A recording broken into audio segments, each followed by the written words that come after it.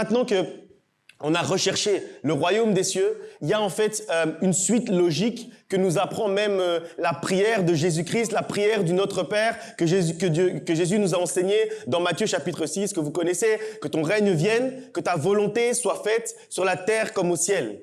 Et c'est important, en fait, c'est intéressant de regarder l'ordre avec lequel Jésus nous parle à ce moment-là. Il dit que ton règne vienne, et ensuite il enchaîne, il embraye en disant que ta volonté soit faite sur la terre comme au ciel. C'est-à-dire qu'en fait, c'est la même phrase. Donc, les deux vont ensemble, mais c'est deux étapes qui sont l'une après l'autre. Et donc, on en a déjà parlé rapidement durant les 40 jours. Quand on parlait du royaume, on a parlé rapidement de la volonté de Dieu qui doit également s'établir dans notre vie. Mais j'aimerais qu'on s'arrête uniquement sur ça aujourd'hui, uniquement sur la volonté de Dieu. Quelle est la dimension de la volonté de Dieu dans notre vie? Parce que je crois que c'est important pour chacun d'entre nous, mais à plus forte raison aujourd'hui, c'est très important parce que on va bénir, on va prier pour l'année académique de nos enfants, de nos étudiants qui vont reprendre dans les prochains jours, dans les prochaines semaines. Et c'est vrai que dans tous les domaines de notre vie, c'est important de demander la volonté de Dieu, que la volonté de Dieu se fasse.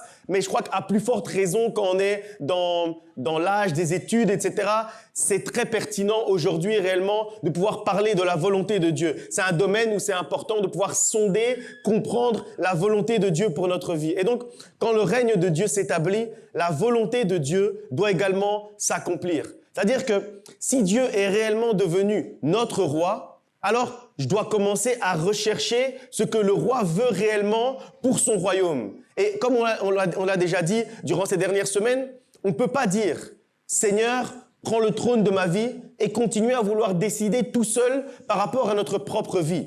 On ne peut pas dire « Seigneur, règne », mais ensuite dire « oui, mais… » ou même sans le dire, mais juste le penser ou agir d'une manière qui montre que dans ma famille, bon, je fais quand même ce que je veux. Dans mes études, je vais faire comme je pense. Dans ma carrière, c'est moi qui vais décider. Dans mes relations, Seigneur, bon, sur cette partie-là, t'as pas vraiment ton mot à dire. Là, je vais faire comme je pense. Parce que quand le roi prend son trône, sa volonté doit devenir ta priorité. C'est-à-dire à partir du moment où tu acceptes que Jésus-Christ s'asseye sur le trône de ta vie, ta priorité, ça va devenir la volonté de Dieu. La volonté de Dieu devient réellement ta priorité. Alors, après avoir recherché le royaume, il est temps maintenant de non seulement connaître, mais également de discerner et ensuite, et ça c'est la partie la plus difficile, d'accomplir la volonté de Dieu pour notre vie. Parce qu'un disciple réel, un réel disciple, il se demande pas ce dont il a envie.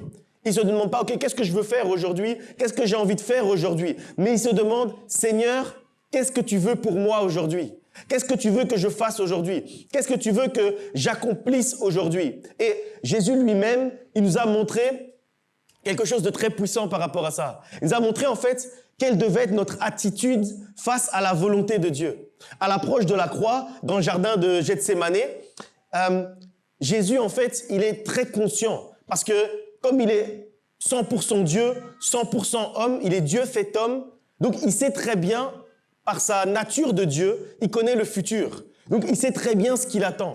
Il sait très bien qu'il va être arrêté. Il sait très bien qu'il va être humilié. Il sait très bien qu'il va être frappé, qu'il va être crucifié. Il sait qu'il va porter quelque chose d'extrêmement lourd, d'extrêmement difficile. Ça, c'est sa partie Dieu qui sait ça. Et Jésus, comme il est également devenu réellement homme, il s'est fait homme, donc il joue pas un rôle. Donc, quand il sait ça, en fait, il ressent réellement l'angoisse. Il ressent réellement la souffrance. Il ressent réellement la douleur qui va lui arriver d'ici quelques heures, d'ici quelques temps. Et donc, il dit, dans Luc chapitre 22, verset 42, c'est un verset que vous connaissez, il dit, « Père, si tu voulais éloigner de moi cette coupe, toutefois, que ma volonté ne se fasse pas, mais la tienne. » Il y a deux choses que j'aime beaucoup dans cette prière. La première, c'est que, il dit, « Père, si tu voulais éloigner de moi cette coupe. » Et puis, il s'arrête là. C'est-à-dire, en fait, que quand on lit ce passage, on comprend que c'est une phrase qui est incomplète. Il dit, si tu veux éloigner de moi cette coupe, mais on s'attend à quelque chose après. On s'attend à ce qu'il continue cette phrase, qu'il continue cette prière. Mais il s'arrête. Et à plus forte raison, on voit ici, avec la ponctuation qu'il nous enseigne, on voit que il dit, Père, si tu voulais éloigner de moi cette coupe. Mais il s'arrête sec. Point d'exclamation.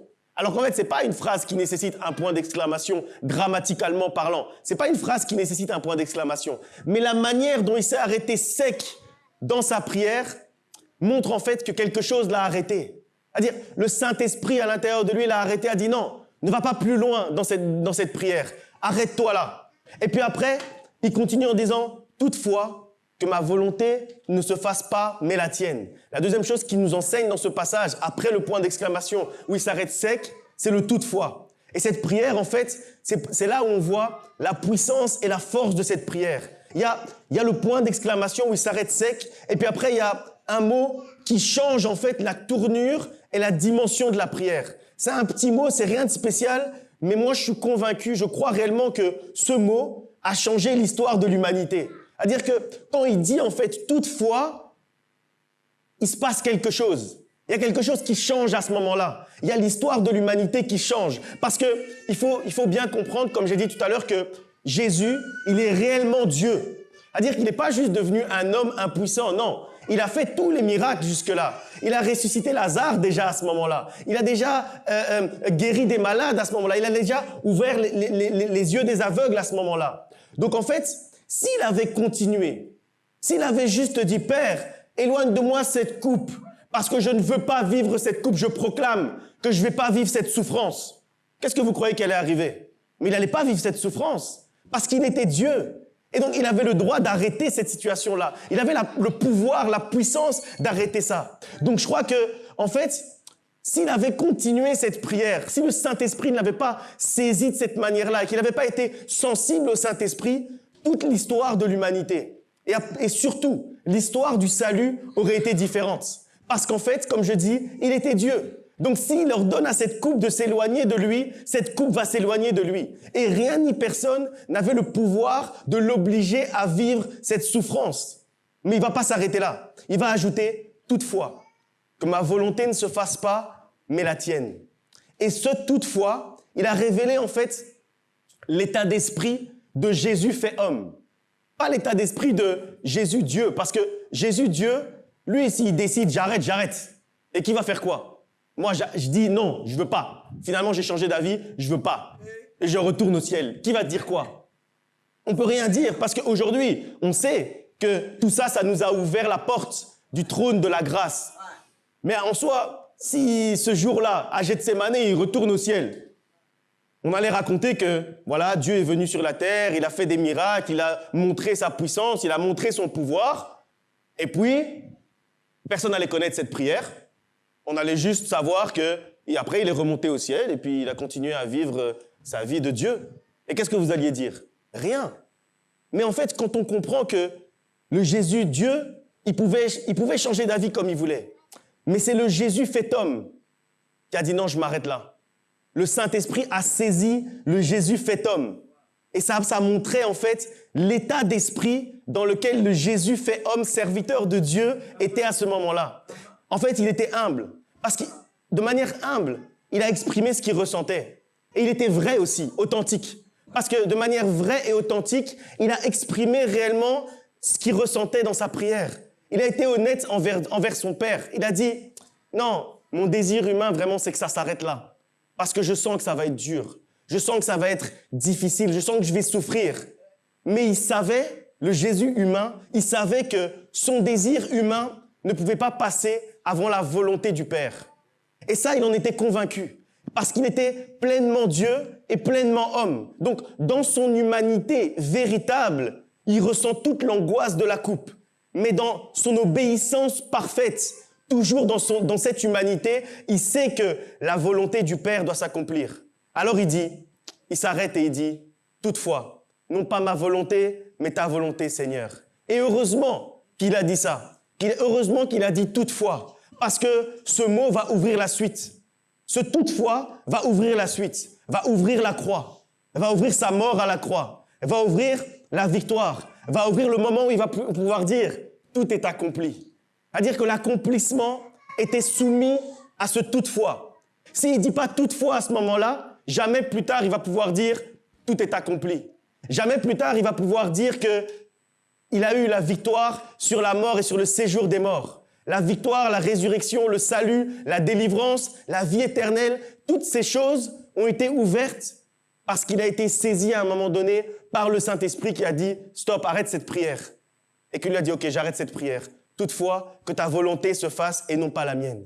La première partie de sa prière, elle exprime réellement ce qu'il ressent de manière honnête. Mais la deuxième partie de cette prière, elle exprime en qui il a réellement confiance. Parce qu'il a confiance en Dieu. Il a confiance en la volonté de Dieu. Il a confiance en Dieu le Père et en sa volonté pour sa vie et dans la destinée qu'il a écrite pour sa vie. Alors il s'arrête et il dit « Toutefois non, seulement ta volonté ». Et c'est exactement ce à quoi nous aussi nous devons arriver.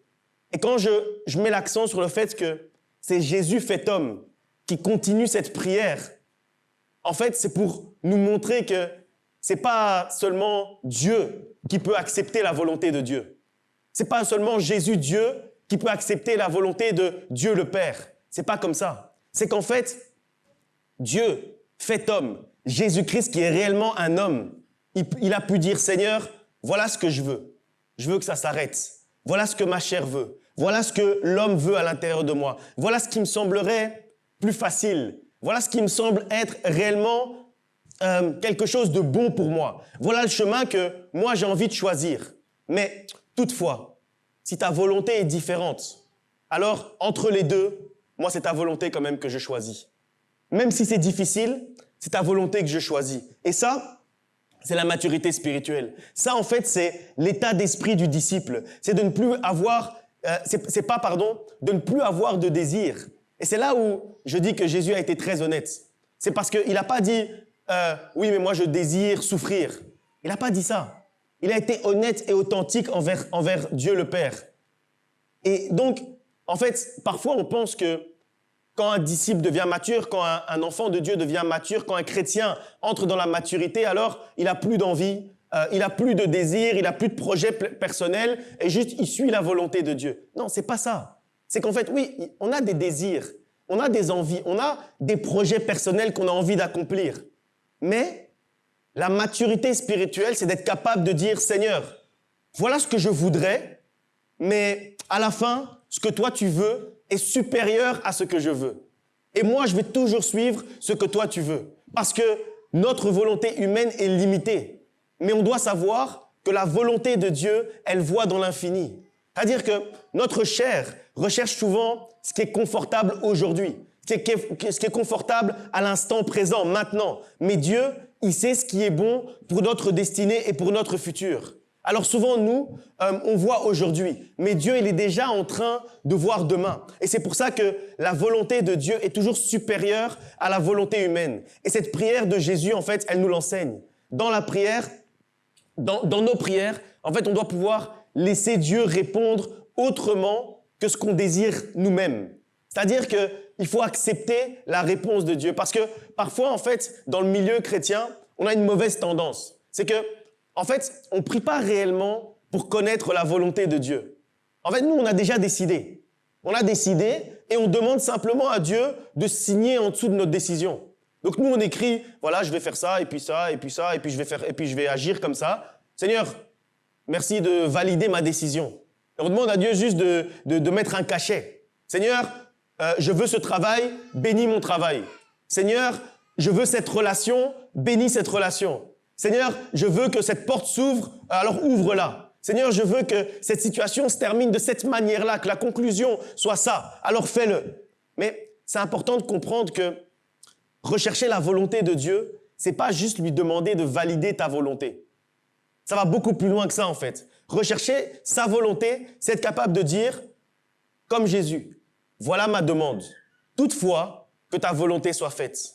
De la même manière dont Jésus a prié, de cette même manière, nous aussi, on doit prier. C'est-à-dire que je crois que ce toutefois, il doit faire partie de notre manière de prier au quotidien. Parce que c'est la manière dont Jésus a prié. Et ça, c'est l'état d'esprit des enfants de Dieu. Et Daniel, on nous montre aussi que Daniel, il avait cet état d'esprit. On va lire ensemble Daniel chapitre 10, au verset 12.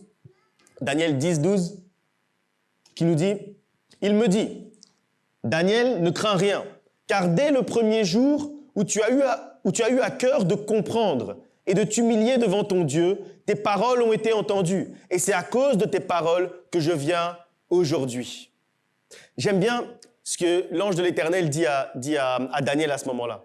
Parce qu'il dit quelque chose, c'est très spirituel, c'est très prophétique. Il dit, dès le premier jour. Mais il ne dit pas, dès le premier jour où tu as prié, Daniel, je t'ai entendu et puis je t'ai exaucé. Il dit, dès le premier jour.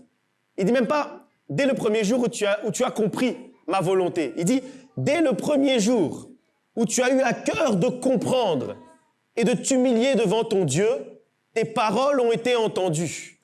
C'est-à-dire que avant même que Daniel puisse prononcer la première prière, avant même que Daniel puisse dire « Seigneur, je veux ça » ou « Je veux que tu accomplisses ça dans ma vie » ou « Je veux arriver à ça » ou « Je veux devenir ça », la parole dit que avant même qu'il parle, avant même qu'il comprenne la volonté de Dieu, Dieu avait déjà entendu ses futures paroles.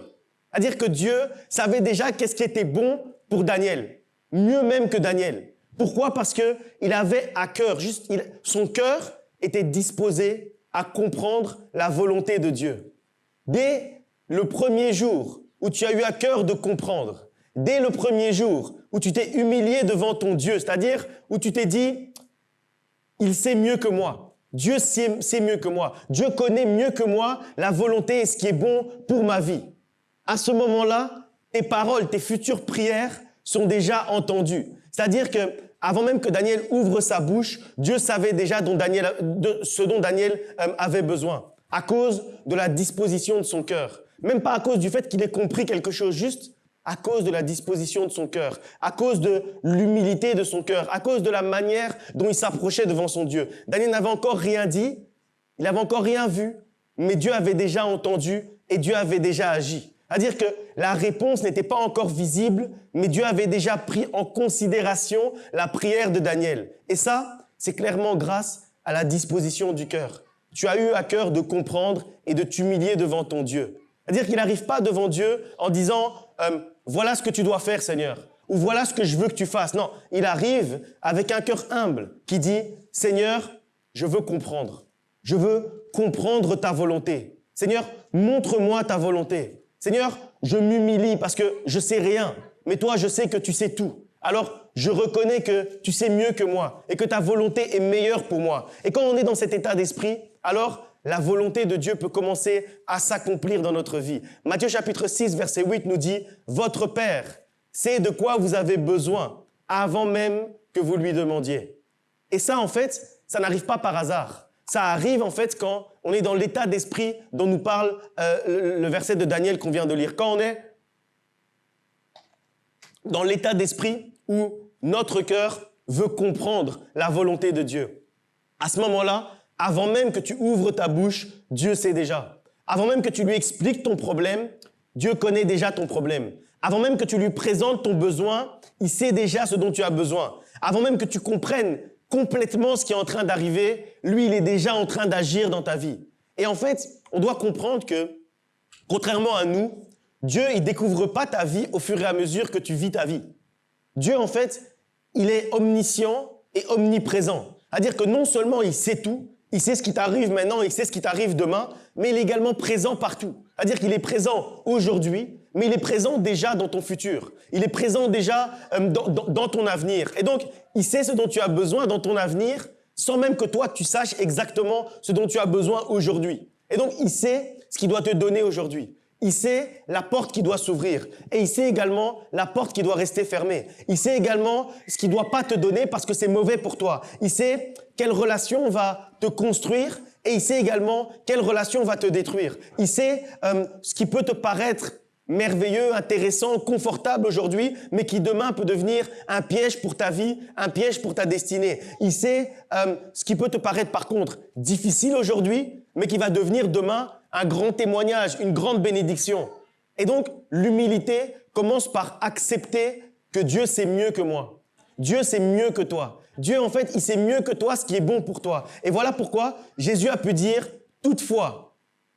Et ce « toutefois » qui a changé non seulement son histoire et sa destinée, mais surtout l'histoire et la destinée de l'humanité entière. Parce qu'au-delà de ce qu'il ressentait à l'instant présent, il faisait confiance au plan de Dieu. Il faisait confiance au plan du Père. Romains chapitre 12 au verset 2. Romains 12, 2 nous dit ne vous conformez pas au siècle présent, mais soyez transformés par le renouvellement de l'intelligence, afin que vous discerniez quelle est la volonté de Dieu, ce qui est bon, agréable et parfait. Et c'est très intéressant la manière dont l'apôtre Paul décrit la volonté de Dieu. Lui qui a pu expérimenter la volonté de Dieu, entrer dans la destinée que Dieu avait prévue pour lui, il nous témoigne que la volonté de Dieu, elle est bonne, elle est agréable et elle est parfaite. Donc, c'est-à-dire que quand Dieu me conduit, il ne cherche pas à me nuire. Quand Dieu te conduit, il ne cherche pas, en fait, à ce que tu vives mal. En fait, quand Dieu te conduit, il cherche à ce que tu puisses vivre cette volonté bonne, agréable et parfaite. Donc, quand Dieu te ferme une porte, ne commence pas à te plaindre. Parce que si Dieu a fermé la porte, c'est qu'il ne cherche pas à t'empêcher d'être heureux. Quand Dieu choisit un autre chemin que ce que toi tu as dans ton idée ou dans ton projet, c'est parce qu'il sait que l'autre chemin est meilleur pour toi. Il sait que sur l'autre chemin, il y a quelque chose de meilleur pour toi. Et en fait, c'est de cette humilité dont le passage de Daniel nous parle. Ce que Dieu veut pour moi est meilleur que ce que moi-même je veux pour moi. Parce que peut-être que moi, là, je vois l'opportunité. Mais lui, il voit au-delà de l'opportunité. Il voit la destination de ce chemin. Peut-être que moi, je vois ce que je peux gagner maintenant. Mais Dieu voit ce que je risque de perdre en prenant ce chemin. Dieu, il voit peut-être au-delà de ce que toi, en fait, tu vois aujourd'hui. Et donc, ne nous trompons pas. La foi, c'est pas seulement croire que Dieu peut faire ce que je lui demande. Et nous, dans le milieu chrétien, on aime bien croire ça. Croire juste qu'en fait, j'ai la foi, donc je vais demander quelque chose et ça va s'accomplir de cette manière-là parce que j'ai la foi. La foi, en fait, c'est aussi croire que ce que Dieu décide est meilleur que ce que moi, je vais lui demander. Ça aussi, c'est la foi. Parce qu'on ne doit pas seulement avoir foi dans l'action de Dieu. On doit aussi avoir foi dans le plan de Dieu. Et malheureusement, dans le milieu chrétien, on s'arrête à avoir foi dans l'action de Dieu. Et on perd la foi dans le plan de Dieu. Mais la Bible nous dit de lui confier nos projets. Et alors, il va aplanir nos sentiers qui sont devant nous. C'est-à-dire que confie-toi en l'Éternel. Ne t'appuie pas sur ta propre sagesse. Et alors, il aplanit tes sentiers et ton chemin devant toi. C'est-à-dire en fait que quand tu crois que ton projet, c'est toujours le meilleur, quand tu crois que ta décision, c'est toujours la meilleure, tu vas prendre un chemin. Mais un chemin qui ne sera pas aplani. C'est-à-dire un chemin sur lequel il y aura des embûches, il y aura beaucoup de difficultés, beaucoup de problèmes, etc. Parce que c'est ton chemin, c'est toi qui l'as choisi. Mais si tu te confies en l'Éternel, et si tu lui dis, place-moi sur le bon chemin, ce chemin-là, c'est un chemin qu'il aura déjà aplani à l'avance pour toi. C'est un chemin qu'il aura déjà préparé à l'avance pour toi. Donc en fait, quand tu pries, tu dois accepter que Dieu réponde différemment de ce que toi tu penses. Parce que c'est facile de rechercher la volonté de Dieu quand elle correspond exactement à ce que toi tu voulais déjà, à ce que ta chair voulait déjà. Mais on est éprouvé quand Dieu répond autrement. Quand Dieu répond autrement, c'est là où notre foi est éprouvée. Quand Dieu répond différemment de ce que toi tu pensais qu'il allait répondre, c'est là où on voit si tu es un réel disciple. C'est là où on voit si tu es un réel chrétien mature, si tu as acquis la maturité spirituelle. Et en fait, la maturité spirituelle, elle se révèle quand la volonté de Dieu est différente de la volonté de notre chair. C'est-à-dire que jusqu'à un certain moment, en fait, tant que Jésus n'avait pas fait cette prière pour que la coupe s'éloigne, il n'avait pas réellement encore été éprouvé par rapport à la manière dont il allait suivre la volonté du Père. Et donc, c'est important de ne pas demander à Dieu sa volonté si tu as déjà décidé toi-même que tu vas accepter une seule réponse. Ne sois pas hypocrite par rapport à Dieu. C'est que si tu demandes, Seigneur, montre-moi ta volonté, mais dans ta tête, tu sais déjà ce que tu veux faire, et que de toute façon, peu importe la réponse de Dieu, tu vas quand même agir de la manière dont tu veux agir. Et après, on dit, ouais, mais j'ai demandé à Dieu de me répondre, j'ai posé des questions à Dieu, mais il ne m'a pas répondu. Mais je ne comprends pas, Dieu ne me parle pas. Je ne comprends pas, Dieu veut pas me guider sur le chemin. Mais Dieu, il sonde ton cœur, il connaît ton cœur. Il sait déjà ce qu'il y a à l'intérieur de ton esprit, de ton cœur et de ton intelligence. Il sait déjà qu'en fait, à l'intérieur de toi, tu vas seulement un peu travestir, changer un peu ses réponses, changer un peu les signes pour pouvoir conforter ta propre idée. C'est-à-dire, tu veux déjà aller à gauche. Donc, même s'il te dit à droite, tu vas dire oui, mais en fait, il avait dit à droite de l'extrême gauche. Donc, c'est quand même gauche. Vous voyez, donc il y a 5 chemins devant toi. Il dit non, prends le chemin tout à droite. Et toi, tu voulais prendre le chemin numéro 3. Oui, le chemin numéro 3, il est à droite du chemin numéro 1. Donc tu vas dire, oui, mais je vais quand même à droite, puisqu'en fait, il y a le chemin numéro 1 qui est à ma gauche, je vais à droite du chemin numéro 1 et puis je prends le 3e chemin. Mais Dieu t'a dit non, va dans le 5e chemin. Et donc, si c'est pour te répondre et que tu agisses quand même comme ça, bon, ne prends pas Dieu pour ton copain, comme je t'ai dit déjà plusieurs fois. Et ne lui pose pas la question. C'est mieux, parce que lui, il te connaît, il est omniscient, omnipotent, omniprésent, donc il sait ce qu'il y a à l'intérieur de ton cœur. Donc ne lui pose pas la question. Ne lui pose pas la question, Seigneur, est-ce que tu vas arranger ma situation administrative pour que je puisse rester dans ce pays? Alors que s'il te répond, rentre chez toi, tu veux quand même rester ici. Donc ne lui pose pas la question. Juste, fais tes histoires, mais ne me prends pas pour un idiot. Tu sais déjà que dans ton cœur, ta chair a déjà choisi que toi, tu veux te marier avec cette personne. Peu importe ce que Dieu va dire. Alors ne lui pose pas la question. Parce que s'il te dit non, c'est pas la bonne relation pour toi, tu vas quand même aller dedans. Tu vas quand même dire, ouais, mais c'est pas exactement ce que Dieu voulait dire. Il voulait dire un peu que ça va, je peux quand même aller et qu'il va être avec moi malgré mon choix. Oui, mais ça, tu travestis la parole de Dieu. Tu travestis bon courage. Tu travestis la réponse de Dieu. Alors si c'est pour ça, ben oui, il va pas te répondre. Parce que lui, il dit, bon, mieux j'épargne à mon enfant de me désobéir, alors mieux je lui réponds pas. Comme ça, il va continuer à poser ses questions, je lui réponds pas, il fait ses histoires, parce que de toute façon, dans son cœur, il va quand même faire ses histoires. Donc, il t'épargne de pécher. Il t'épargne de lui désobéir en te répondant pas.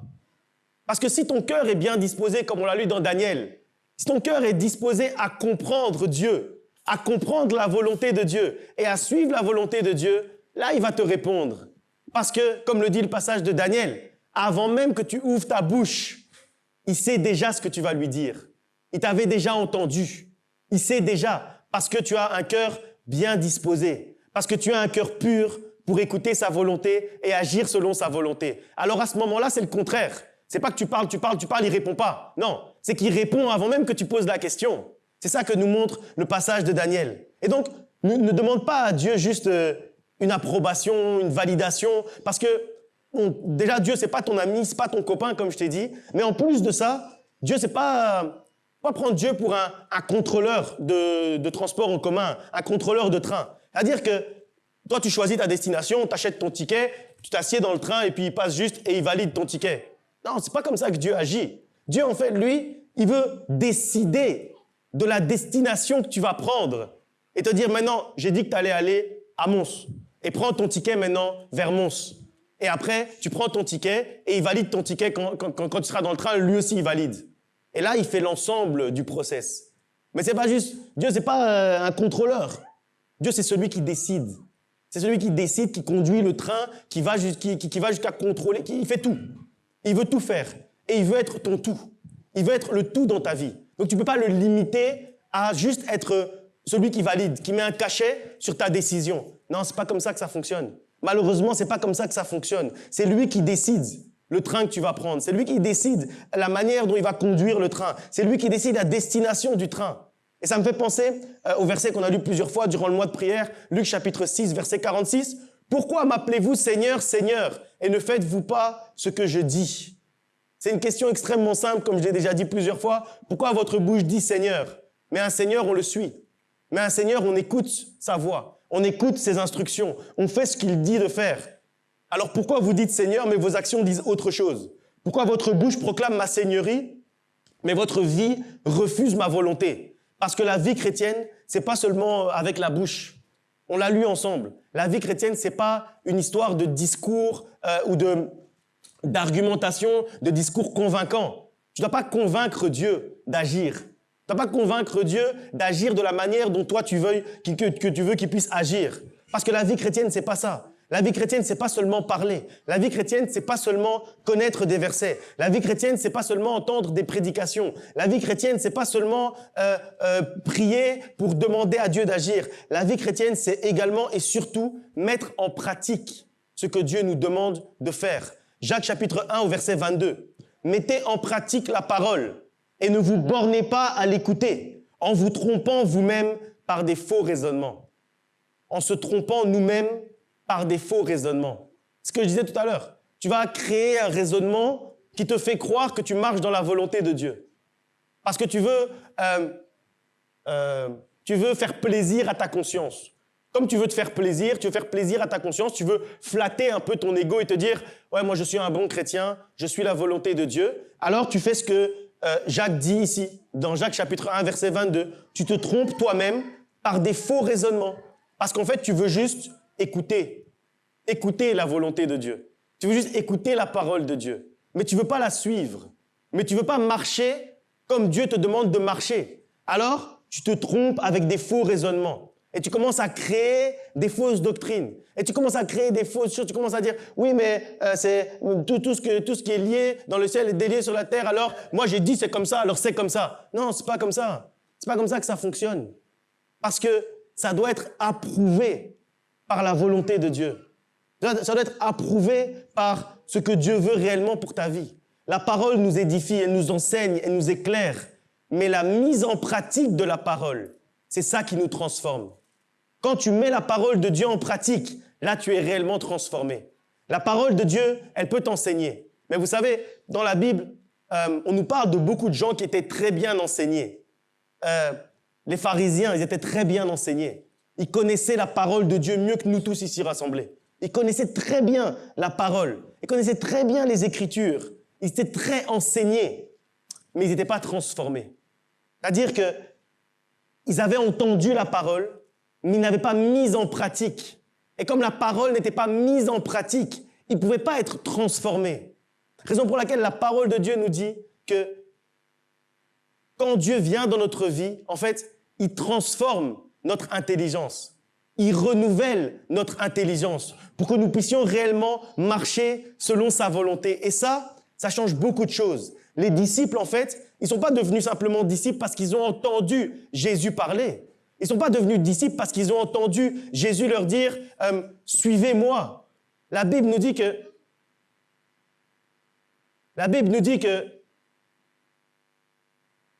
Je peux prêcher? Je peux. Si je peux, je continue. Merci. La Bible nous dit que beaucoup de gens ont entendu Jésus parler. Mais une poignée de ceux-là sont devenus réellement des disciples. Et ceux qui sont devenus des disciples, c'est ceux qui se sont levés et ont réellement suivi Jésus. Ils ont fait un pas de la foi. Ils ne sont pas devenus disciples en entendant l'appel. Ils sont devenus disciples en répondant à l'appel. Et c'est exactement la même chose pour nous. En fait, tu peux entendre la volonté de Dieu. Et si tu entends cette volonté, tu peux rester aussi exactement au même endroit. Tu peux recevoir une direction très claire, mais tant que tu ne fais pas le pas de la foi, tu ne vas pas réellement entrer dans ce que Dieu t'a montré. Et 1 Samuel chapitre 15 au verset 22 nous dit « Voici, l'obéissance vaut mieux que les sacrifices et l'observation de sa parole vaut mieux que la graisse des béliers. L'obéissance vaut mieux que les sacrifices. » Et on voit en fait dans la parole de Dieu, on voit que quand Jésus passait, il passe à côté de André, il passe à côté de Jacques, il passe à côté de Jean et il leur dit « Suivez-moi ». Et eux, instantanément, ils se lèvent et ils le suivent. Ils laissent derrière eux tout ce qu'ils ont. Et ça, en fait, c'est l'obéissance. Et c'est l'obéissance qui les fait entrer dans leur destinée. C'est l'obéissance qui les fait entrer dans leur appel. Et souvent, en fait, nous, dans le milieu chrétien, encore une fois, désolé pour le milieu chrétien, mais souvent, en fait, on est là, on demande « Seigneur, fais-moi entrer dans mon appel, fais-moi entrer dans ma destinée. Seigneur, que réellement je puisse être au loin de toi, etc., que l'huile puisse couler sur ma tête et tout. » Mais dès que Dieu te dit quelque chose qui est un peu dérangeant par rapport à ta volonté humaine, tu vas jamais dire « toutefois » que ta volonté se fasse. Tu vas rester sur la première partie. Moi, j'ai envie que ce soit comme ça. Moi, j'ai envie que les choses se passent comme ça. Moi, j'ai envie de faire tel métier. Moi, j'ai envie de marcher avec telle personne. Moi, j'ai envie de vivre ma vie de cette manière. Moi, j'ai envie de poser ce genre d'acte. Alors, je vais le faire. Et après, on dit « Ouais, mais je suis jamais entré dans ma destinée. » Oui, mais parce que tu veux pas suivre la volonté de Dieu. Et c'est là, en fait, où il faut comprendre que Dieu ne cherche pas seulement des gens qui entendent bien. Il veut des gens qui suivent bien. Et un disciple, c'est quelqu'un qui suit. quand tu commences à suivre, là, tu commences à marcher sur le chemin de la bénédiction. Parce que le chemin de l'obéissance, c'est aussi le chemin de la bénédiction. Et c'est pour ça que Dieu cherche des gens qui obéissent. La volonté de Dieu te montre le chemin. Mais l'obéissance te place sur ce chemin. Et donc, nous, souvent, on s'arrête juste à vouloir connaître le chemin, savoir quel est le chemin. C'est bien de savoir quel est le chemin. Mais est-ce que tu veux être placé sur ce chemin?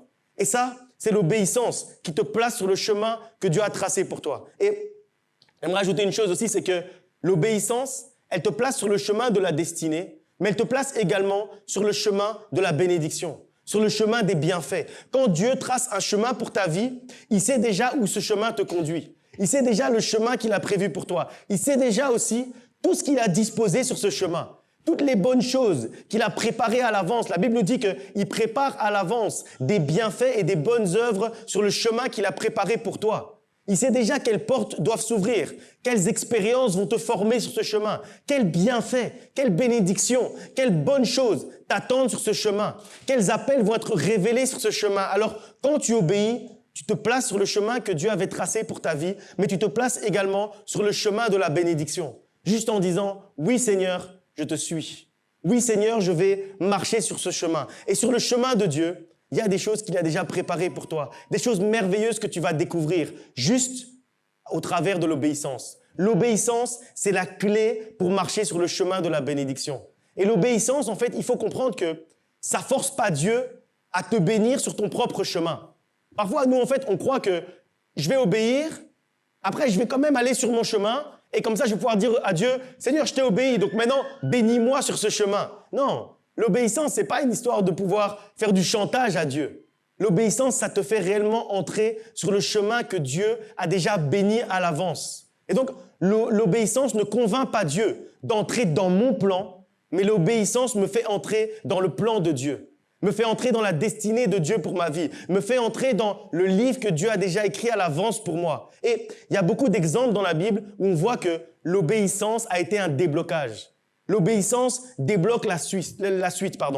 On voit ça avec Jonas, par exemple. Dans Jonas chapitre 1 et chapitre 3, on voit en fait Jonas 1, verset 1 à 3 nous dit « La parole de l'Éternel fut adressée à Jonas de cette manière. Fils d'Amittai, en ces mots. Lève-toi, va à Ninive, la grande ville, et crie contre elle, car sa méchanceté est montée jusqu'à moi. Et Jonas se leva pour s'enfuir à Tarsis, loin de la face de l'Éternel. » J'ai déjà prêché en long et en large sur l'histoire de Jonas, mais je reprends juste cette partie pour bien comprendre ce qui se passe. En fait, dans ce passage, Jonas, il connaît la volonté de Dieu. C'est un homme de Dieu, il prie, c'est un homme pieux. Et donc, il prie. Pendant qu'il est en train de prier, Dieu lui révèle sa volonté pour sa vie. Et donc, Jonas, il connaît la volonté de Dieu. Donc, c'est pas une histoire d'entendre ou de connaître. Il était dans la connaissance. Dieu a parlé clairement. Mais la Bible nous dit que Jonas a choisi une autre direction. C'est-à-dire que Dieu dit, va à Ninive, et Jonas, il dit, non, moi, je vais à Tarsis. C'est-à-dire qu'il va écouter d'une manière, il va suivre un peu l'instruction de Dieu, puisque Dieu lui a dit, lève-toi, quitte ton pays et va à Ninive. Et donc, il se lève, il quitte son pays, mais il va à Tarsis.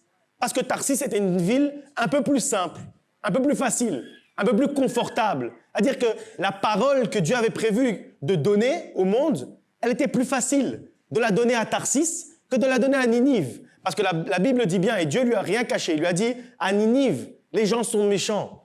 À Ninive, ils vont pas t'écouter. À Ninive, ça va être compliqué là-bas. Et lui, il dit, oui, mais si c'est compliqué comme ça va, moi je vais apporter la parole, Seigneur. Je vais apporter ta parole de salut, je te le promets. Mais je vais le faire à Tarsis. C'est-à-dire qu'il suit d'une manière, mais pas à 100%. Et puis, sa désobéissance, en fait, l'a amené, vous connaissez la suite, dans la tempête, dans le ventre du poisson, etc.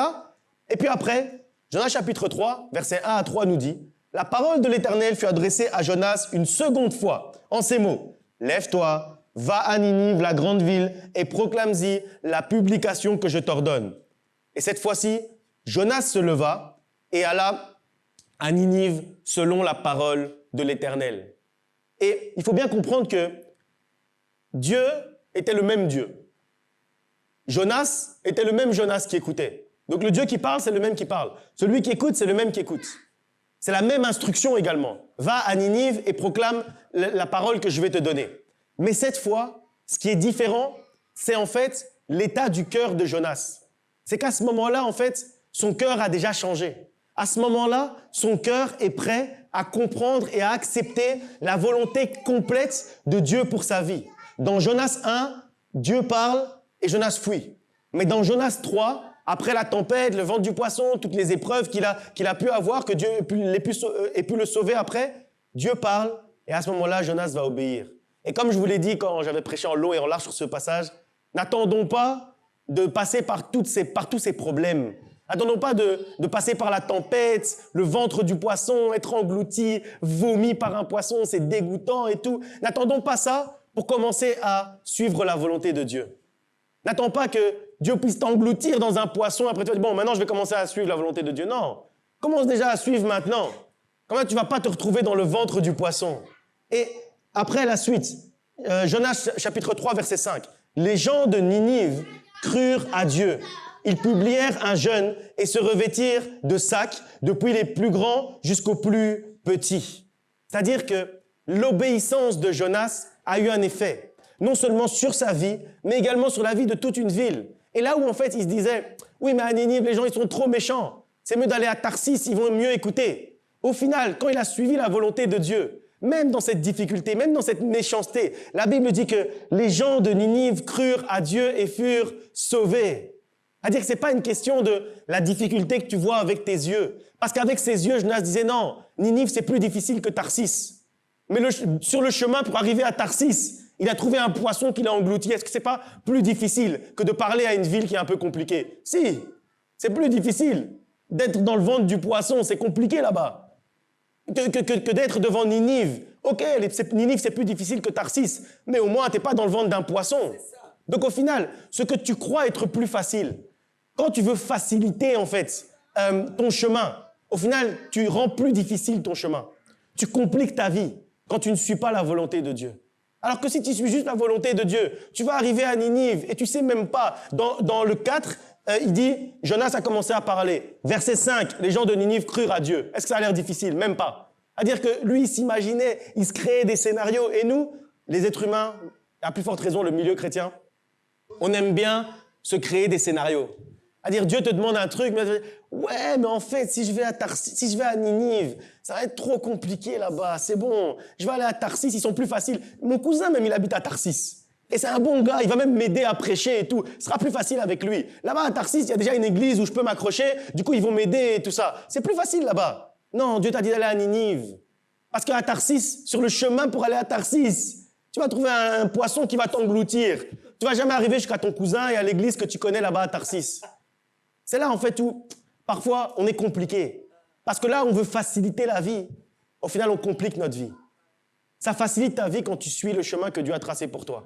Et quand tu y réfléchis, c'est normal parce que si tu suis un chemin que quelqu'un a déjà tracé pour toi, tu suis une volonté que quelqu'un a déjà prévue pour toi, tu suis une destinée que quelqu'un a déjà écrite pour toi, tu n'as même plus te poser de questions. Si je dois aller à gauche ou à droite, juste tu suis le chemin que Dieu a tracé pour toi. Et sur ce chemin, il y a la bénédiction.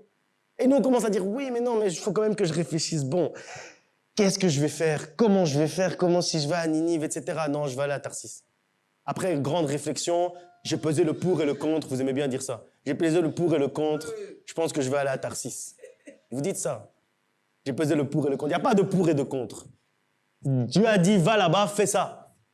Il n'y a pas de pour et de contre dans la volonté de Dieu. Il n'y a que du pour. La volonté de Dieu, elle est claire. Il n'y a que du pour. C'est-à-dire,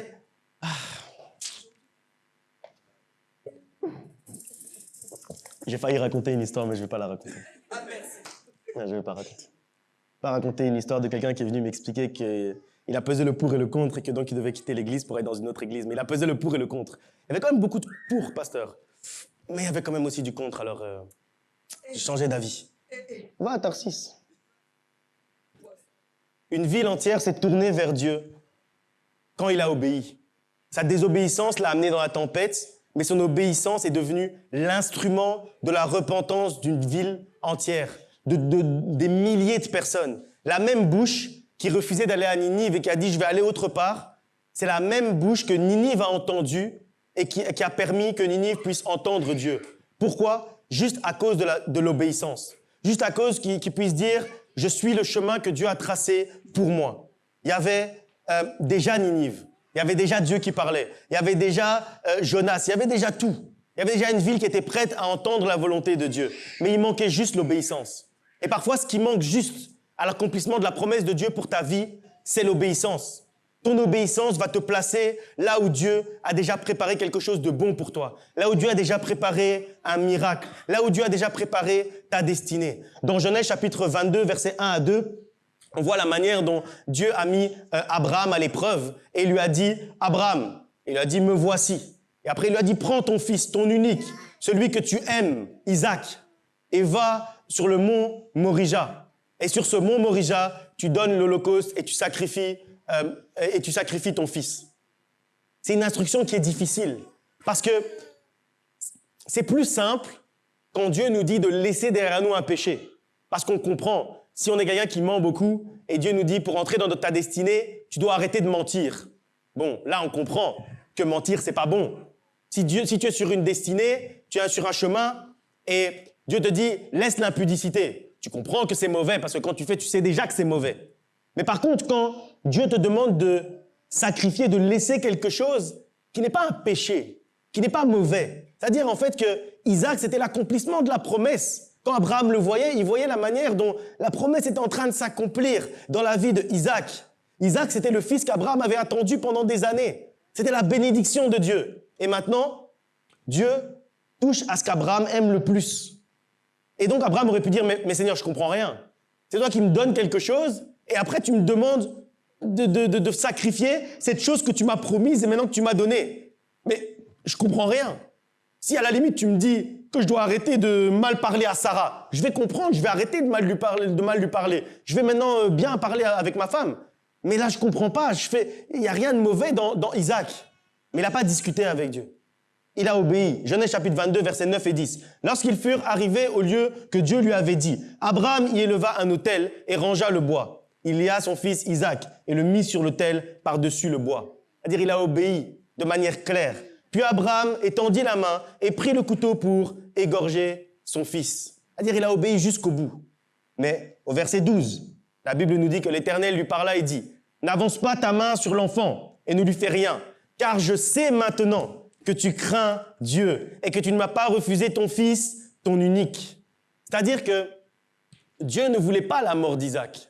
Dieu ne voulait pas reprendre Isaac. Dieu voulait juste, en fait, voir qu'est-ce qui était dans le cœur d'Abraham. Qu'est-ce qui était assis sur le trône du cœur d'Abraham. Et j'aime particulièrement cette phrase. « Tu ne m'as pas refusé. Tu ne m'as pas refusé ton fils, ton unique. » Abraham, en fait, il était prêt à tout remettre à Dieu. Même ce qu'il aimait, même la promesse, même l'accomplissement de la promesse, même son fils. Il était prêt à tout lui remettre. Et je suis convaincu d'une chose, c'est que la raison pour laquelle Abraham est devenu père d'une multitude, c'est parce qu'il était prêt à sacrifier cette multitude. C'est-à-dire, la raison pour laquelle la promesse s'est réellement accomplie, c'est parce qu'il a choisi, il a décidé de tout remettre entre les mains de Dieu. Que sur cet autel, il pouvait sacrifier même la bénédiction de Dieu. Sur cet autel, il pouvait sacrifier même l'accomplissement de la promesse. Il était prêt à la sacrifier. Et c'est pour ça que la réelle promesse s'est accomplie. Parce que, réfléchissez bien, la promesse de Dieu pour Abraham, c'était pas Isaac. La promesse de Dieu pour Abraham, c'était qu'il puisse devenir père d'une multitude. C'est-à-dire qu'au-delà d'Isaac, il y avait encore autre chose. Et c'est là, en fait, où je dis que Dieu voit plus loin que ce que nous, on voit. Parfois, nous, on croit en fait que l'accomplissement de la promesse, c'est Isaac. Mais c'est pas Isaac l'accomplissement de la promesse. L'accomplissement de la promesse, c'est tous les descendants de Isaac. Et c'est là, en fait, où, et nous avec, et c'est là, en fait, où Dieu, il fait quelque chose de très fort quand il demande ça à Abraham. Parce qu'en fait, il lui demande, est-ce que tu es prêt à me faire suffisamment confiance pour que tu puisses te dire que l'accomplissement de la promesse, donc les multitudes, ne dépendent pas de Isaac, mais dépendent de moi, dépendent de Dieu. Et si tu acceptes que l'accomplissement de la promesse ne dépend pas du début de l'accomplissement de la promesse, mais dépend de celui qui va accomplir la promesse, alors la promesse s'accomplit réellement. Et je suis convaincu d'une chose, c'est que Si Abraham avait refusé à Dieu Isaac, Isaac peut-être allait vivre quand même. Mais peut-être que d'autres choses allaient arriver. C'est-à-dire, est-ce que Isaac allait vivre les mêmes problèmes qu'Abraham? Est-ce que lui-même allait être stérile et sa femme stérile? Et donc, en fait, est-ce que la promesse allait réellement s'accomplir juste avec Isaac? Non. Parce que à ce moment-là, il y avait un cycle. C'est-à-dire que la stérilité, c'était dans Abraham et dans Sarah. C'était comme ça, ils étaient stériles. Mais qu'est-ce qu'on en sait? Qu'en fait, cette stérilité n'était pas passée à Isaac. Et qu'à ce moment-là, au moment où Abraham accepte de laisser Isaac à Dieu, c'est à ce moment-là que Dieu a certainement guéri Isaac de la stérilité potentielle de laquelle il aurait pu souffrir. Et donc, il allait avoir Isaac, mais il n'allait pas avoir le reste de la promesse. S'il avait accepté, s'il avait juste décidé de garder Isaac. Et parce qu'il était prêt à tout remettre, alors il a pu voir réellement la promesse s'accomplir. Parce que regardez ce que Dieu déclare ensuite dans Genèse 22, verset 16, donc juste après qu'il ait eu cette discussion en disant non, ne le tue pas, il pourvoit avec le chevreau. Et puis après il dit, je le jure par moi-même, parole de l'Éternel, parce que tu as fait cela et que tu ne m'as pas refusé ton fils, ton unique, je te bénirai et je multiplierai ta postérité comme les étoiles du ciel et comme le sable qui est sur le bord de la mer. Et ta postérité possédera la porte de ses ennemis. Toutes les nations de la terre seront bénies en ta postérité parce que tu as obéi à ma voix. C'est-à-dire que c'est pas parce que il n'a pas dit quand Isaac est né, il n'a pas dit voilà. Parce que Isaac est né, maintenant tu vas pouvoir avoir la postérité. Non, il a dit, au moment où il a accepté de laisser Isaac, il a dit, toutes les nations de la terre seront bénies en ta postérité parce que tu as obéi à ma voix. C'est-à-dire que ce qui a débloqué la bénédiction complète, c'est pas Isaac, c'est pas la naissance d'Isaac. On fait un raccourci mauvais quand on croit ça, que c'est la naissance d'Isaac qui était la première étape de l'accomplissement de la bénédiction et de la promesse. Ce qui a permis de débloquer l'accomplissement de la promesse, c'est l'obéissance d'Abraham.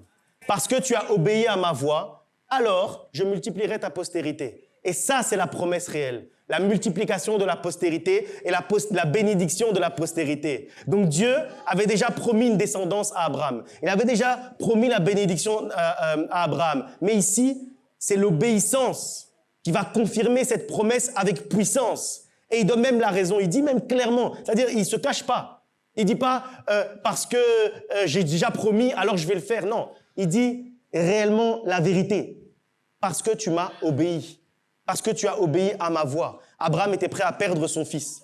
Et Dieu confirme sa destinée de perdre une multitude. Abraham accepte de remettre le fils, l'unique, et Dieu lui parle des étoiles du ciel, du sable de la mer, des générations et des générations de bénédictions. Tout ça pourquoi ? Parce qu'il était prêt à tout laisser et à obéir à son Dieu. Il était prêt à abandonner ce qu'il avait dans la main parce qu'il faisait confiance en celui qui avait mis cette chose dans sa main.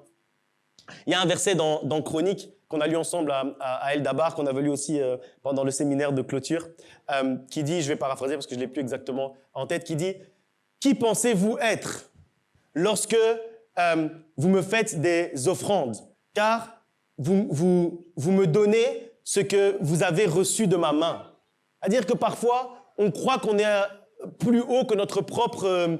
je vais trouver le passage. Je vais vous prendre, parce que ce passage-là, il faut le lire. Je pense que c'est 2 Chroniques. Si quelqu'un était là à El Dabar, sentez-vous libre. Si quelqu'un était là aussi au séminaire de clôture, sentez-vous libre.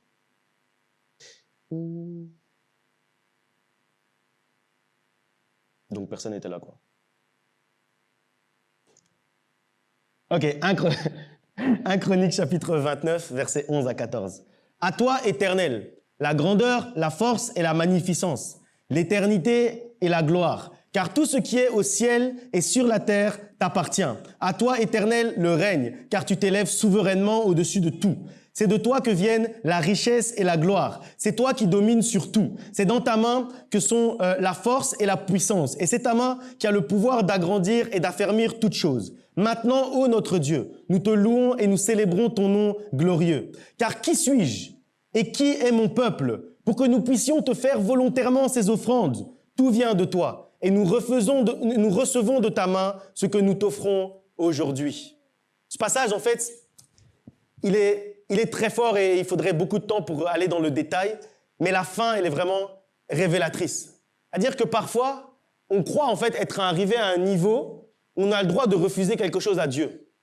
C'est-à-dire que Dieu t'a donné, un travail, et puis demain, il te dit, laisse ce travail. Et toi, tu dis, ouais, mais comment je vais vivre si je laisse ce travail? Non, je ne vais pas laisser ce travail. Mais qui t'a donné ce travail à la base? C'était Dieu. C'est pour ça qu'on dit ici, qui suis-je et qui est mon peuple? C'est-à-dire, on s'englobe tous dedans. Qui suis-je et qui est mon peuple? Pour que nous puissions te faire volontairement ces offrandes. Donc, parfois, tu crois que tu as le choix et que c'est ta volonté de donner ou pas à Dieu.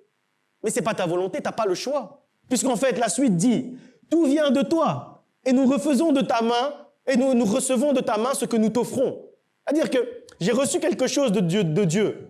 Et après, je vais dire, ouais, mais non, j'ai reçu un salaire de Dieu, une parenthèse. J'ai reçu un salaire de Dieu, mais je vais garder 100% du salaire. Les 10%, là, je ne lui donne pas. Mais les 100%, c'est lui-même qui t'a donné. Ça veut dire, c'est comme si, en fait, moi, je te donne 20 €, je te dis, s'il te plaît, tu peux aller me chercher de l'eau pour l'église, et après, tu peux garder la monnaie si tu veux. Mais donc, toi, tu quittes ici, tu gardes les 20 € et tu fouilles. Mais tu es un voleur. Alors que moi, je t'ai donné une instruction claire. Et avec Dieu, c'est la même chose. Il nous a donné une instruction claire. Après, j'ai fermé la parenthèse. Il nous a donné une instruction claire. Je te donne quelque chose, ton salaire, tout est bien, et tu gardes 90% pour vivre. Et 10%, c'est à moi. Et toi, tu fouilles avec les 100%. Et tu crois que c'est correct? Non, c'est pas correct.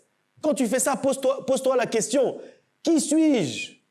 Et qui est mon peuple pour que nous puissions te faire volontairement ces offrandes? Tout vient de toi. Et nous refaisons de ta main, et nous recevons de ta main ce que nous t'offrons. C'est-à-dire, ne crois pas que quelque chose est à toi ici-bas. C'est à Dieu. Donc quand il te le redemande, donne-lui. C'est à lui de toute façon.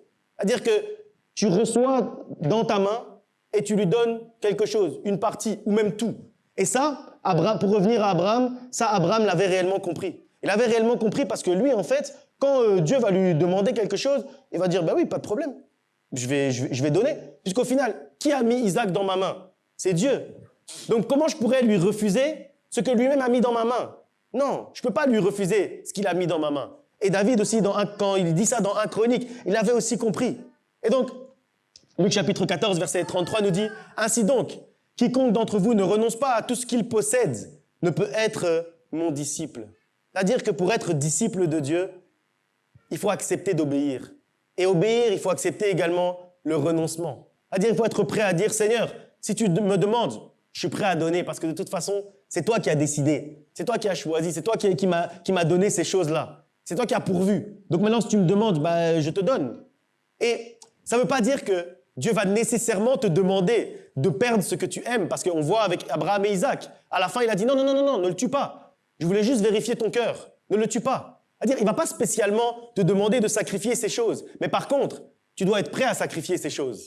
Et c'est là, en fait, où il y a le secret et la clé de la destinée, de la bénédiction, de marcher sur le chemin que Dieu a tracé pour nous. C'est accepter le renoncement. Être prêt au renoncement. Parce qu'il veut savoir, en fait, si ce que tu aimes, tu es prêt à lui laisser. Est-ce que tu es prêt à obéir? Le véritable renoncement, c'est pas spécialement aller jusqu'au bout du renoncement, mais c'est arriver à dire, s'il faut choisir entre ta volonté et ce que j'aime, je choisis ta volonté. S'il faut choisir entre ta volonté et ce que j'apprécie ici sur la terre, je choisis ta volonté. Et Dieu va pas tout te demander, mais toi, tu dois être prêt à tout lui donner. Et c'est là, en fait, où réellement il y a la clé. Et on le voit encore avec les disciples, comme j'ai dit un peu rapidement tout à l'heure, quand Jésus leur dit « Suivez-moi », Pierre et André, ils vont laisser leur filet, Jacques et Jean, ils vont laisser la barque, ils vont laisser leur père qui était avec eux, parce qu'ils étaient prêts à tout abandonner pour Dieu. On le voit aussi avec Élisée, le temps avance, donc on va pas lire. Avec Élisée, dans 1 Roi chapitre 19, vous lirez vous-même, quand Élie vient lui jeter son manteau sur lui, qu'est-ce qu'il fait? Il laisse derrière lui son troupeau, il laisse derrière lui ses richesses, il laisse derrière lui sa famille, son activité, et il répond à l'appel de Dieu instantanément parce qu'il était prêt à répondre à cet appel. Il répond et à ce moment-là, il entre dans sa destinée de prophète et il va devenir prophète des nations. Donc son obéissance l'a fait passer d'une activité à son appel réel. Et là encore, l'obéissance l'a placé sur le bon chemin, sur un autre chemin. Il y avait déjà une destinée qui était préparée, mais elle s'est ouverte au travers de l'obéissance. On voit la même chose avec avec Naaman, vous pouvez prendre les références, 2 Rois chapitre 5, versets 13 à 14, on voit que Naaman voulait déjà repartir, mais au moment où il a obéi, à ce moment-là, il a été guéri. Les noces de Cana, exactement la même chose. La mère de Jésus dit aux serviteurs, faites ce qu'il vous dira dans Jean chapitre 2, versets 5 à 7. Et puis après, Jésus va leur dire, remplissez d'eau, faites ça, faites ça, faites ça. Ils font ce que Dieu a dit. Et au moment où ils obéissent, à ce moment-là, l'eau va devenir du vin. C'est-à-dire que le miracle se manifeste sur le chemin de l'obéissance. Le miracle, la bénédiction, entrer dans la destinée, toutes ces choses se manifestent au travers de l'obéissance. Quand tu acceptes de suivre la volonté de Dieu, en fait, regardez tous ces exemples. Jonas a obéi et une ville s'est repentie. Abraham a obéi et Dieu a confirmé la promesse, la bénédiction de génération en génération. Pierre et André ont obéi et ils sont devenus pêcheurs d'hommes. Jacques et Jean ont obéi, ils sont entrés dans leur appel. Élisée a obéi, il est passé de son chant au ministère prophétique. Naaman a obéi et il a été guéri, le miracle de Dieu. Les serviteurs obéissent, le miracle de l'eau et qui se transforme en vin. Pierre obéit, ses filets vont se remplir de poissons. L'obéissance te place sur le chemin du miracle, sur le chemin de la bénédiction, sur le chemin des bienfaits de Dieu. Et encore une fois, c'est pas parce que l'obéissance force Dieu à agir, c'est parce qu'elle crée, elle te place, sur le chemin que Dieu a tracé pour toi. Ce chemin, il existe déjà. Mais tu dois être placé sur ce chemin-là au travers de ton obéissance. Parce que Dieu a déjà préparé toutes ces choses-là à l'avance. Il a déjà préparé les rencontres que tu vas faire sur ce chemin. Il a déjà préparé les portes qu'il va ouvrir et fermer sur ce chemin. Il a déjà préparé les bienfaits, les grâces, toutes les étapes de ta destinée. Et donc, discerner la volonté de Dieu, c'est primordial. Qu'il puisse te montrer le chemin. Mais après, c'est ton obéissance qui va te faire marcher sur ce chemin. Et si on revient à ce qu'on a lu sur la prière de Jésus, quand il dit toutefois que ma volonté ne se fasse pas, mais la tienne, on a bien dit que le toutefois, il a changé l'histoire de l'humanité. Et on va lire rapidement 2 passages qui nous montrent comment ça a changé l'histoire de l'humanité. Et puis on va clôturer avec ça. Philippiens chapitre 2, verset 8. Philippiens 2, 8.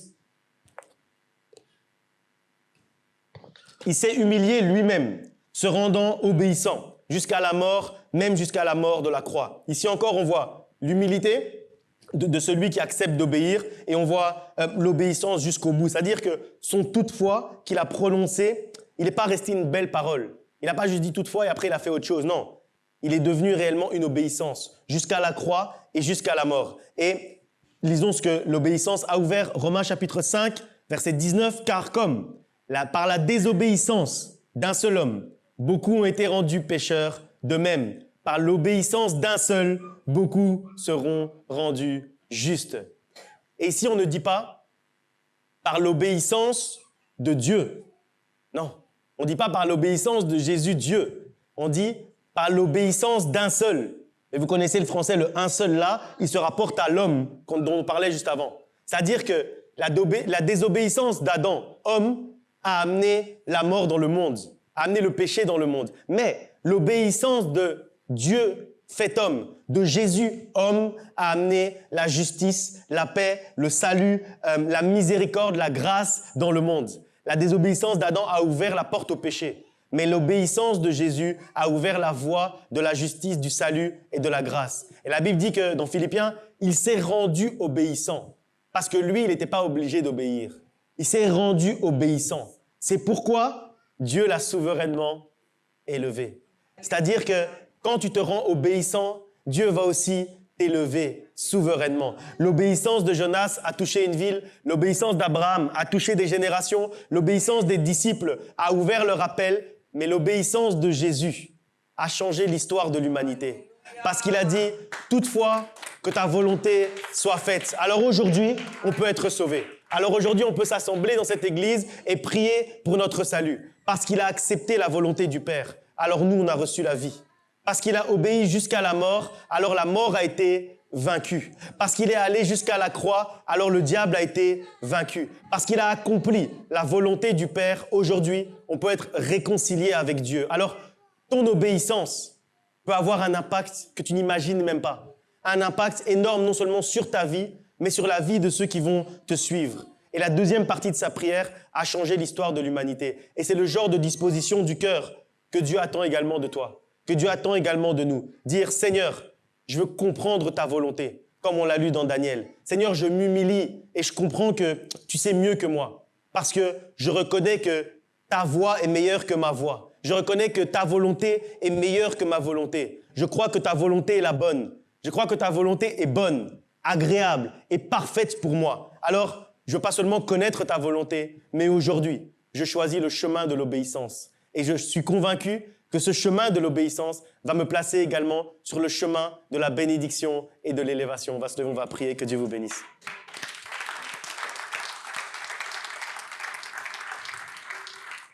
Alléluia, prions ensemble. Seigneur notre Dieu, merci Seigneur pour ta parole. Merci pour la manière dont tu nous as enseigné aujourd'hui à chercher ta volonté. Seigneur, aujourd'hui, nous voulons réellement chercher ta volonté, connaître ta volonté, discerner ta volonté, comprendre ta volonté, Seigneur. Seigneur, nous voulons réellement prendre conscience que tu sais mieux que nous. Tu sais mieux que nous ce qui est bon pour nous. Tu sais mieux que nous ce à quoi nous devons renoncer. Ce vers quoi nous devons aller, Seigneur, tu sais mieux que nous. Et nous voulons proclamer aujourd'hui, Seigneur, que ta volonté est la bonne pour nous. Ton chemin est le bon pour nous. Merci pour ta volonté qui est bonne, ta volonté qui est agréable, ta volonté qui est parfaite. Seigneur, c'est ta volonté parfaite que nous voulons voir s'accomplir dans notre vie. Seigneur, nous ne voulons pas seulement connaître ta volonté, mais nous voulons surtout, Seigneur, faire ta volonté. Aujourd'hui, Seigneur, nous voulons prendre la décision d'obéir à ta voix, d'obéir à ta volonté. Seigneur, nous ne voulons pas seulement entendre ta voix, mais nous voulons également obéir à ta voix. Merci, Seigneur, pour cette parole que nous avons entendue aujourd'hui, cette parole qui nous édifie, cette parole qui nous parle. Mais Seigneur, au-delà d'être édifiés et au-delà, Seigneur, que tu nous aies parlé, aujourd'hui, nous voulons être transformés. Et Seigneur, nous savons que pour être transformés, nous devons te suivre. C'est en te suivant que tu vas nous transformer. C'est en devenant réellement des disciples qui suivent ta voie, ta volonté et ta destinée que tu vas nous transformer aujourd'hui, Seigneur. Aujourd'hui, nous ne voulons pas, Seigneur, que ta bénédiction, que ta destinée pour notre vie soit bloquée par notre désobéissance. Mais aujourd'hui, nous voulons que notre obéissance puisse ouvrir complètement ta volonté, puisse ouvrir complètement ta bénédiction, puisse nous ouvrir complètement le chemin de tes bienfaits, de ta volonté et de ta bénédiction. Seigneur, merci Seigneur pour ta parole qui nous édifie. Et Seigneur, aujourd'hui, nous voulons expérimenter la mise en pratique de ta parole qui va nous transformer. Transforme nos vies, transforme notre intelligence, transforme tout ce que nous avons, Seigneur, à l'intérieur de nous. Seigneur, nous voulons, Seigneur, suivre ta parole. Nous voulons marcher avec toi. Nous voulons proclamer, Seigneur, que toi, tu es celui qui nous guide. Guide-nous, Seigneur. Que nous marchions, Seigneur, comme toi tu veux que nous marchions. Comme Jonas, que nous puissions, Seigneur, aller là où toi tu veux que nous allions. Que nous puissions obéir de manière complète à ta parole, pas de manière partielle, Seigneur. Nous ne voulons plus l'obéissance partielle. Aujourd'hui, nous décidons de marcher dans l'obéissance complète. Comme Abraham, nous ne voulons pas la bénédiction partielle, mais nous voulons la bénédiction complète, Seigneur. Alors nous sommes prêts à déposer Isaac à tes pieds. Tout ce qui nous tient à cœur, tout ce qui nous est cher, Seigneur, aujourd'hui, nous sommes prêts à le laisser à tes pieds. Nous sommes prêts à tout te donner sur ton autel. Nous sommes prêts au renoncement. Parce que, Seigneur, nous savons que ce n'est pas volontairement, que ce n'est pas notre volonté, mais que, Seigneur, nous savons que tout ce que nous t'offrons, tout ce que nous te donnons, nous l'avons préalablement reçu de ta main. Parce que nous l'avons reçu de ta main, nous n'avons pas le choix, Seigneur, d'accepter ou de refuser. Aujourd'hui, Seigneur, nous te donnons tout. Nous te remettons tout entre tes mains. Seigneur, prends tout. Parce que tout est à toi. Et c'est toi qui nous l'as donné. Alors nous ne voulons rien te refuser, Seigneur. Que ta volonté se fasse dans notre vie. Que ta volonté s'accomplisse dans notre vie. C'est ta volonté que nous cherchons. C'est ta volonté que notre cœur désire. Seigneur, que notre cœur comprenne Que notre cœur comprenne ta volonté. Que notre cœur s'humilie devant toi. Que nous puissions dire, Seigneur, tu sais mieux que nous. Seigneur, tu connais mieux que nous. Seigneur, tu sais ce que tu as prévu pour nous. Alors nous sommes prêts à tout te laisser. Parce que tu connais mieux que nous, Seigneur. Mets ta main sur nos vies, Seigneur. Trace un chemin pour nous. Place-nous sur ce chemin. Que notre obéissance nous place sur ce chemin. Que nous puissions vivre ce chemin, Seigneur. Plus de toi. Plus de toi, Seigneur. Plus de ta volonté, Papa. Nous ne voulons pas, Seigneur, vivre selon notre propre volonté. Nous voulons vivre selon ta volonté, Seigneur. Plus de discernement. Nous voulons discerner ta volonté. Discerner ce que tu veux réellement pour nous. Seigneur, agis. Seigneur, fais plus encore. Encore plus de toi, Papa. Plus de toi, Seigneur. Plus de Chante ce chant de tout ton cœur. Chante-le avec ton cœur. Demande encore plus la volonté de Dieu. Plus de ta volonté, Seigneur. Plus de toi. Plus de discernement de la voie que tu veux que nous puissions suivre. Plus de discernement de ta voix, de ta volonté. Seigneur, plus de toi. Non pas ma volonté, mais ta volonté, Seigneur. Plus de toi, Seigneur. Plus de toi. Nous voulons discerner ta volonté, Seigneur. Plus de ta ressemblance, plus de toi. Plus de discernement de ta volonté. Seigneur, plus de toi. Oui, plus de toi. Seigneur, plus de toi, plus de ta ressemblance, plus de toi, plus de discernement, de ta voix.